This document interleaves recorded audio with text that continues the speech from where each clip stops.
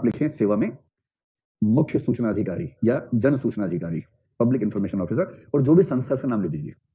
मुझसे एक बच्चे ने पूछा कि सर मैं जिले में ये दिक्कत आ रही है, मैं कहाँ लिखूं? मैंने कुछ समझ में नहीं आ रहा ना, डीएम के नाम पे लिखो, सिंपल। सेवा में लोक सूचना अधिकारी, जिलाधीश कार्यालय, जिलाधीश, जिला डैश डैश डैश, वहां भेज दो सीधे। भेजना रजिस्टर पोस्ट से, ताकि प्रमाण रहे कि भेजा है। उसके बाद उनका हेडेक है कि सही पते पर पहुंच जाए, फिर आपका हेडेक नहीं है। इतना ही नहीं, आपको भेजना था मान लीजिए खाद्य और रसद विभाग में, भेज दिया सड़क विभाग में, तब भी दिक्कत नहीं है, तब भी उनका हेडेक है कि वो सही पते पर भेजें उसको। चिंता नहीं करनी है, बस कहीं भेज देना है। और सरकार को भेजना है, प्राइवेट को नहीं कि कौशल्या की माँ ऐसे करके भेज दिया, ऐसा नहीं, भेजना है किसी सरकारी कार्यालय को भेजना है। उसके बाद उनका हेडेक है कि वो सही पते पर उसको भेज दें, ठीक है। तो भेजा, पत्र कैसे लिखना है? सेवा में जन सूचना अधिकारी। उसके बाद लिखिए, महोदय मैं भारत का नागरिक हूं और सूचना के अधिकार अधिनियम 2005 के अधीन अपने अधिकारों का उपभोग करते हुए निम्नलिखित सूचनाएं चाहता हूं या चाहती हूं। पॉइंट्स पे लिखना, कंफ्यूजन नहीं करना है, वरना वो और कंफ्यूज कर देंगे आपको। नंबर 1, जैसे कोई सूचना मान लीजिए आपको सड़क के बारे में, आपको किसी ने बताया कि आपके घर के सामने सड़क बन चुकी है और आप घर के सामने खड़े, दिख नहीं रही सड़क आपको। सरकार कह रही कि बन चुकी 3 साल से, आपकी आंख खराब हो गई है और आप और पूरा मोहल्ला परेशान है कि दिख नहीं रही सड़क आपको।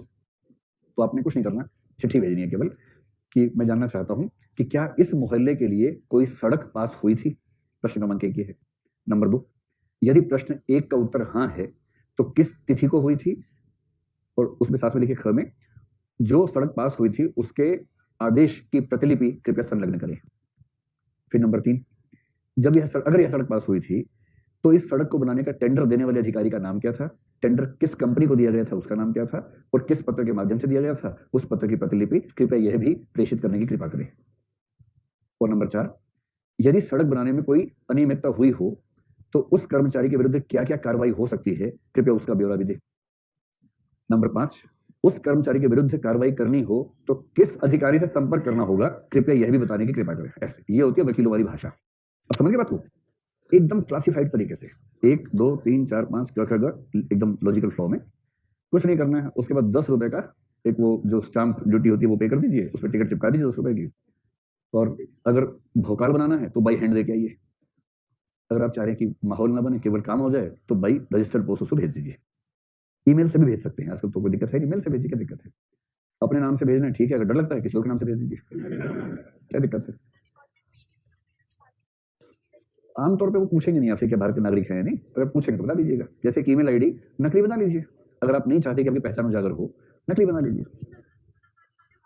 हाँ हाँ, आमतौर पे वो नहीं पूछते हैं। अगर कोई आप ऐसी इन्फॉर्मेशन मांगे जैसे उनको डाउट हो, तो हो सकता है आपसे कहें कि नागरिकता का प्रमाण दीजिए, फिर हम सूचना भेजेंगे आपको, ऐसा हो सकता है। लेकिन मेरे अनुभव में है कि आज तक उन्होंने पूछा नहीं है, कभी भी पूछते नहीं है जनरली, जब तक इन्फॉर्मेशन सामान्य किस्म की है, क्यों पूछेंगे।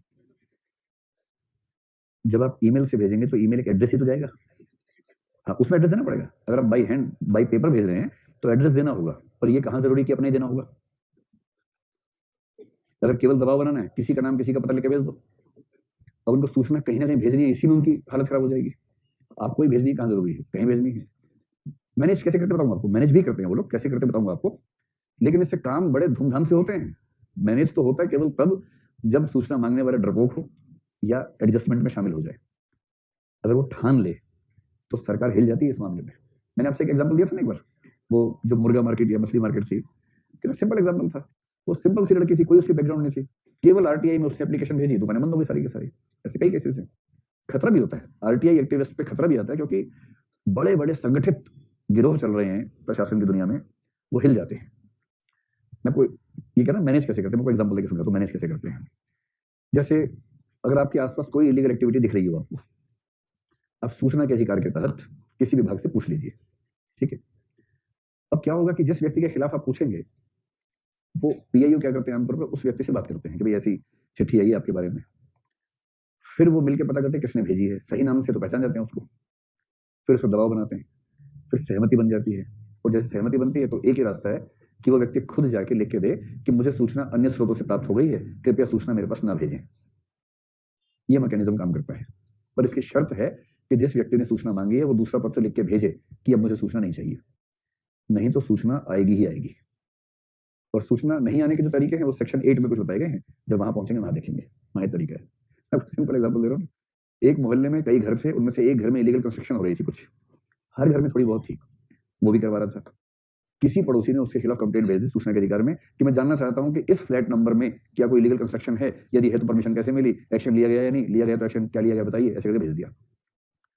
दिल्ली की बात है, डीडी वाले परेशान, वो आए, उन्होंने कहा भाई तुम्हारा फ्लैट तो टूटेगा, चिट्ठी आई सूचना के अधिकार में। तो पता किया गया किसने भेजी, पता लग गया, पता लग ही जाता है कोई लगाने पे आ जाए तो। फिर क्या हुआ, जिसके खिलाफ चिट्ठी गई थी उसने कहा कोई बात नहीं, एक मैं भी लगा देता हूं। उसने दूसरी चिट्ठी लगाई, इस मोहल्ले में कितने फ्लैट्स में इलीगल कंस्ट्रक्शन है कृपया बताएं, नंबर 1। नंबर 2, इस बारे में आखिरी सर्वे कब हुआ था। नंबर 3, क्या कोई एक्शन लिया गया था, यदि हाँ तो क्या, उस एक्शन की रिपोर्ट मेरे पास जारी करें, ऐसे ऐसे करके भेज दिया। ये चिट्ठी जाते ही अब सारे घर खतरे में आ गए। फिर सबकी पंचायत हुई और पंचायत के बाद क्या फैसला हुआ, दोनों गए कि सूचना मिल गई है, अब नहीं चाहिए। ये सब पब्लिक प्रेशर्स होते हैं, जिन प्रेशर में लोग वापस हटते हैं। नहीं तो कानून बहुत ताकतवर है, अगर कानून का ठीक से प्रयोग किया जाए ताकतवर है। खैर, लिखित हो सकता है, दूसरा ईमेल से हो सकता है, बस 10 रुपए की पेमेंट करनी होती है।